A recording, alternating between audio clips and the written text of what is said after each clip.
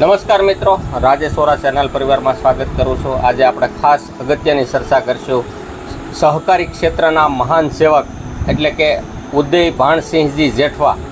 પોરબંદરના રાજવી તરીકે પ્રજાનું હિત હૈયે રાખનાર ઉદય ભાણસિંહજીની નોખી માટીના માણસ હતા। આપણે આજે એના બાબતની ચર્ચા કરશું। સહકારી ક્ષેત્રને ટોચ ઉપર લઈ જવામાં ઘણા સંઘર્ષ કરીને ઘણી બધી ઇન્સ્ટિટ્યૂટમાં રહીને 22 વર્ષ સુધી એને સેવામાં ફરજ રાખીને આજ ઘણું બધું સહકારી ક્ષેત્રને ટોચના સ્થાન ઉપર મૂકેલ છે તેવી વ્યક્તિ ઉદય ભાણસિંહ જેઠવા। એના આપણે આજ એની બાબતની ચર્ચા કરશું।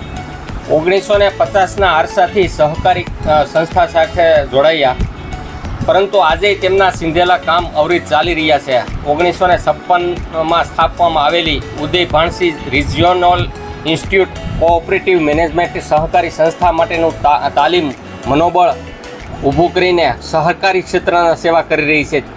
ભારત સરકારે ઉદય ભાણસિંહજીની રિજિયોનલ ઇન્સ્ટિટ્યૂટ કોઓપરેટિવ મેનેજમેન્ટ સંસ્થાની સ્થાપના કરી છે। તે વખતે Indian farmer fertiliser cooperative chairman તરીકે સેવા પણ આપેલી છે।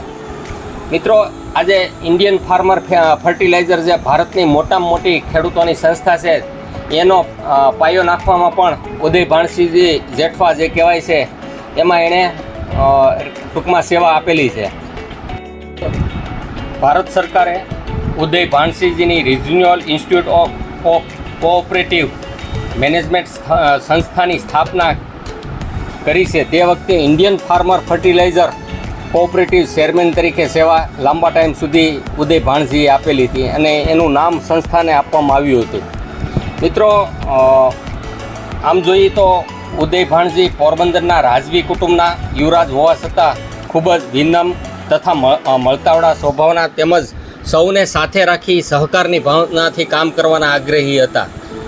મિત્રો, એણે ઘણા બધી સંસ્થામાં કામ કરેલું હતું। એમાં 1971માં ભારત સરકાર દ્વારા સહકાર અને કૃષિ વેપાર ઉદ્યોગના ક્ષેત્રમાં વિશિષ્ટ કાર્ય બદલ પદ્મશ્રી ભારતનો સૌથી સર્વોચ્ચ નાગરિક પુરસ્કાર એનાયત કરી ગૌરવવિનંતી કર્યા હતા। પદ્મશ્રી એવોર્ડ વિજેતા છે। ટૂંકમાં સૌરાષ્ટ્રના આકાશી ખેતીવાળા વિસ્તારમાં પિયતની સુવિધા ઊભી કરવા, ખેડૂતોને કૂવા બનાવવા ધિરાણ આપી મદદ કરેલી। મિત્રો, એ સાથે જો તમને વાત કરું તો એ વખતની અંદર 56,000 ગણોતિયાઓને 2.64 કરોડનું શરૂઆતનું તબક્કે ધિરાણ કરી અને કબજા હક અપાવ્યો હતો। બહુ ઇમ્પોર્ટન્ટ મુદ્દો છે આ। 56,000 ગણોતિયાને 2.64 કરોડ રૂપિયા એ વખતની અંદર એણે ધિરાણ કર્યું। એટલે ટૂંકમાં એક બાજુ જોઈએ તો ઉદય ભાણસિંહનું વર્ચસ્વ અને એનું જે કાર્ય પદ્ધતિ એ ફક્ત ને ફક્ત ખેડૂતો માટે જ હતી, એની ઉપરથી સાબિત થાય છે। અને ખેડૂતો માટે એણે પુષ્કળ પ્રમાણમાં સહકાર ક્ષેત્રની અંદર ડંકો વગાડી દીધો એવું કહે તો પણ ખોટું નથી। બીજું, ભારતની મોટામાં મોટી ઇફકો જે કહેવાય છે એની અંદર પણ એણે કામ કરેલું હતું।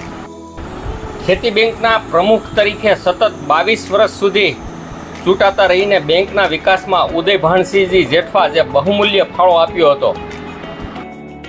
સૌરાષ્ટ્રનો મોટાભાગનો વિસ્તાર આકાશી રોજીરોટીવાળો હતો, એટલે કે ખેતીવાળો હતો, તેથી જેની પિયત સગવડતામાં ત્યારે કૂવાની બહુ ઓછી હતું, ત્યારે આ બેંક એટલે કે ઉદય ભાણજીએ જે સિસ્ટમ અપનાવી અને ખેતરે કૂવા બનાવવા માટેની ઝુંબેશના ભાગરૂપે બેંકે ખેડૂતોને કૂવા માટેનું ધિરાણ કરી અને ખેડૂતોને પણ ખેત વિકાસ કરવાનો ઉત્સાહ વધ્યો હતો।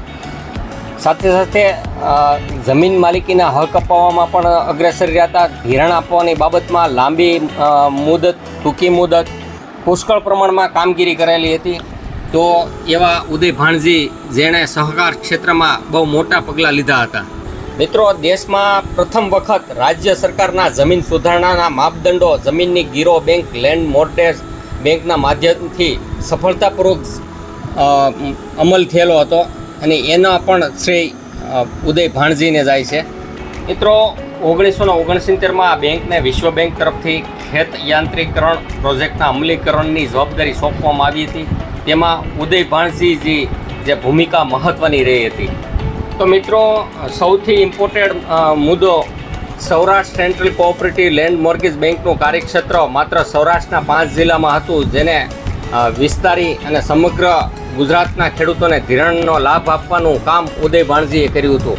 બહુ અગત્યનો મુદ્દો છે. જ્યારે 5 જિલ્લાની અંદર કાર્યરત હતું અને સફળતાની ટોચ ઉપર હતા, ત્યારે એણે ઓલ ગુજરાતને આવરી લીધું હતું અને ઓલ ગુજરાતની અંદર તમામ જિલ્લાની અંદર એણે આવી કામગીરી કરી હતી. તો એવા વ્યક્તિ જેને કહેવાય કે પદ્મશ્રી એવોર્ડથી વિજેતા થયેલ હોય એવા વ્યક્તિ ઉદય ભાણજી, તેઓ પોરબંદરના રજવાડાના વ્યક્તિ હતા, છતાં પણ એણે આવી કામગીરી કરી હતી.